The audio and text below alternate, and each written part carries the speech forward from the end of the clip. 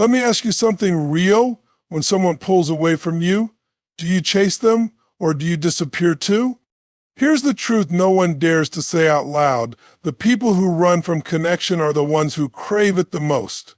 And if you've ever felt discarded, ghosted, or pushed away by someone you gave your heart to, this isn't your pain to carry alone. It's their fear screaming in silence. And today we're going to pull the mask off avoidance. We're going to expose the truth behind the detachment and why the people who fear needing you secretly miss you more than anyone else ever will. So if you've ever wondered why someone who didn't care keeps watching your stories, keeps circling back, keeps haunting your heart, the truth is they miss you more than they'll ever say. But don't wait for their permission to be powerful. Step into your own clarity, your own truth, your own worth. Because when you stop chasing the emotionally unavailable, you stop being unavailable to yourself. Avoidance isn't about not feeling, it's about feeling too much and not knowing what to do with it. When someone behaves in an avoidant way, they're not being strong or emotionally detached out of confidence. They're surviving that coldness, that distance. It's armor. It's what they learned to build when they were too young to understand what was happening to them. Somewhere along the line, love started to feel unsafe. Vulnerability became something to run from, not lean into. Connection became a risk, not a reward. So instead of growing into emotional openness, they grew into emotional escape artists. They're not heartless. In fact, they often have some of the most sensitive hearts, but they've buried them so deep under layers of fear and self-protection that even they forget how to action them. They live in their heads because their hearts are too loud. They control because unpredictability reminds them of the chaos they once lived through. They detach because depending on someone feels like handing over the keys to a house they've spent their whole life trying to protect.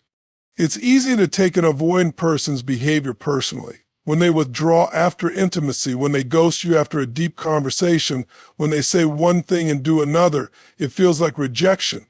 But what it really is regression. They're not pulling away from you. They're retreating into themselves, into their oldest coping mechanisms, into the only place they believe they are safe, alone. This is why many avoidants appear cool, independent, and even arrogant on the surface. They've taught themselves that needing no one is the ultimate power move. But deep down, it's not power. It's fear. And that fear is running the show. The avoidance is just the costume. When you interact with an avoidant, you're not meeting their present self. You're meeting their past. You're meeting the echo of every broken bond, every time they were made to feel like love was conditional, like closeness came with a price. They learned to survive by pretending they didn't need anyone, but pretending is not healing. It's hiding. So while you might see someone who seems unbothered, detached, or even cold, understand that underneath that emotional armor is a person who has likely never felt truly safe in the presence of love. Avoidance isn't strength. It's survival with a polished face. And until that fear is faced, it will keep dictating their relationships from the shadows. The great paradox of the avoidant attachment style is this: the more they pull away, the more they are consumed by what they've left behind. It doesn't make sense on the surface. On the surface, you'd think that if someone truly didn't care, they'd walk away and forget. They'd delete your number, block you, move on with ease. But that's not how it works. Avoidants don't detach because they're indifferent. They detach because they care and don't know how to sit with that caring without feeling like they're losing control. To an avoidant, closeness often triggers a sense of vulnerability so intense that it feels unbearable. When intimacy deepens, so does the fear of being exposed, rejected, or dependent. So what do? They create distance. They disappear. They emotionally shut down. But the very act of creating that space often intensifies their emotional experience rather than dulls it. Because while they're running, they're also remembering. They remember your kindness, your voice, the way you made them feel seen without having to explain themselves. And in their solitude, those memories don't fade, they echo. They may not text you, they may not call, but they're watching. They're scrolling through your stories. They're replaying conversations in their head. They're checking to see if you've moved on, if you're still there, still available, still wanting without asking for it out loud. That silence you hear, it's not a void. It's a storm. And in that storm, they are mentally circling around you, consumed by the very emotions they claim to be escaping from. Avoidants tend to internalize the belief that showing need equals weakness. So even when they miss you, even when they ache for connection, their default instinct is to suppress it. They will tell themselves it's better this way, that they're fine, that you were too much, or they weren't ready. But behind all those rationalizations is a raw truth they don't want to admit. They still feel connected to you, whether they acknowledge it or not. And here's the kicker, they often miss you the most in the moments they're trying the hardest not to. When they're in a new relationship and realize it feels empty. When they hear a song that reminds them of you. When they're alone at night and the distractions stop. That's when the truth comes forward, not in their words, but in the quiet, invisible gravity that keeps pulling their thoughts back to you. The distance they create is not freedom. It's a cage. And inside that cage, their unspoken longing grows louder with every step they take away from you. When you show up for an avoidant person with genuine love, authenticity, and emotional openness, you become something they've rarely, if ever, experienced: safe connection. But here's the twist, it doesn't bring them comfort right away. It brings them fear. Not because you're doing anything wrong, but because your presence, your emotional availability, your vulnerability challenges the deepest beliefs they've held onto for most of their lives. Avoidants often carry an invisible script written by early emotional experiences. That script says things like, if I get close, I'll get hurt. If I need someone, I'll be abandoned. If I depend on love, it will be used against me. So when you walk into their life and offer love without conditions, it doesn't register as safe. It registers as suspicious. It conflicts with everything they've told themselves to survive. And so, instead of leaning in, they lean back, not because your love is lacking, but because your love is unfamiliar. Your presence is a mirror. It reflects the gap between the intimacy they desire and the intimacy they fear. You're not just offering love, you're offering a new emotional reality, and that's terrifying. They may find themselves wanting you deeply, while simultaneously pushing you away. They may crave closeness, yet sabotage the very moments when they start to feel seen.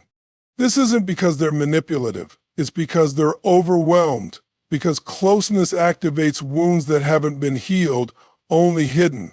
To an avoidant, your love can feel like pressure, even if you're being gentle. Why? Because love comes with expectation, and expectation feels like danger to someone who has spent years equating need with weakness. So when you show up consistently, when you don't flinch at their emotional walls, when you stay grounded in your truth, you're doing something radical.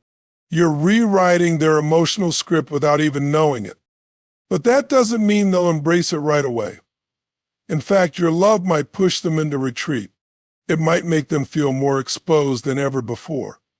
Because deep down, you represent not only what they've always wanted, but also what they were convinced they could never have. You represent hope. And for someone who's built a life around emotional self-reliance, hope is more threatening than loneliness. Because hope means letting go of control. It means trusting someone else with the parts of themselves they've never shown. It means risking real intimacy, and real intimacy to an avoidant is both the dream and the fear. At some point in any connection with an avoidant person, you come face to face with the painful truth. No matter how much you love them, you cannot fix them. You cannot force someone to open their heart, to confront their wounds, or to choose connection over fear. You can love with clarity. You can offer presence, compassion, and honesty. But you cannot save someone from a battle they refuse to acknowledge. And the longer you try, the more likely you are to abandon yourself in the process. It's tempting to believe that if you just say the right thing, give them enough space, show them enough patience, they'll finally get it, they'll finally come around. You replay moments in your mind, wondering if it was too much, too soon, or not enough. You question yourself because they left you with no closure, no clarity, only mixed signals and cold goodbyes. But here's what you need to understand. Avoidants don't always leave because of you. They leave because of them, because staying means intimacy, and intimacy demands presence. It demands they look at the parts of themselves they've spent their whole lives avoiding. Trying to prove your worth to someone whose walls are built from fear is like trying to breathe life into a relationship with no air. You exhaust yourself trying to be enough for someone who doesn't even feel enough for themselves. But your role in their life was never to heal them. Your role was to awaken them, and sometimes that awakening hurts. Sometimes your presence triggers their journey, not your continued sacrifice. You have to understand that waiting for someone to love you the way you love them is not loyalty, it's self-abandonment. So you can be empathetic to their trauma and still honor your needs. You can understand their pain without letting it rewrite your boundaries. It is not your job to become smaller just so someone else can feel safe. It is not your responsibility to water yourself down to keep someone comfortable in their fear. Freedom comes when you stop trying to convince someone to choose you and start choosing yourself. You reclaim your power not by fixing them, but by refusing to betray your own emotional truth. Because at the end of the day, the relationship you have with yourself sets the tone for every other relationship in your life. And when you decide to stop chasing the emotionally unavailable, you don't just let them go, you finally come home to you. So what do we take away from all of this? The truth is, relationships with avoidant individuals can feel like a dizzying dance, one step forward, two steps back. It's easy to feel rejected, unwanted, or confused by their emotional distance. But when you strip away the layers, what you find isn't apathy, it's fear. Deep, primal, buried fear. Fear of needing you. Fear of depending on you. Fear of losing themselves if they let you in. And it's this fear, not a lack of care, that drives so many of their contradictions. They miss you in silence. They long for you behind walls. But the hardest thing for them to say is often the most human. I need you, and I'm scared. When you begin to see avoidant behavior not as cruelty but as a defense mechanism, you start to separate your worth from their reactions. You begin to understand that their distance is not a mirror of your value, and with that understanding comes liberation. You stop making excuses for mistreatment. You stop internalizing the narrative that love should be earned through endurance. You realize that true connection can't thrive in a space where only one person is emotionally present. Real love requires vulnerability, effort, and mutual safety. If only one of you is showing up with open arms while the other is hiding behind locked doors, that's not connection, that's emotional starvation. And perhaps the most powerful lesson is this: compassion for them doesn't mean self-sacrifice for you. You can hold empathy in one hand and boundaries in the other. You can love someone and still walk away. Because walking away doesn't mean you didn't care, it means you cared enough about both of you to stop enabling a pattern that keeps everyone stuck. Healing doesn't always happen together. Sometimes your departure becomes the mirror that finally forces them to look inward. And even if it doesn't, your healing doesn't depend on their growth. It begins the moment you decide to choose yourself. So if you've ever felt tormented by the silence of an avoidant partner, if you've ever questioned your worth because of someone else's fear, let this be your turning point. You are not hard to love. You are not too much.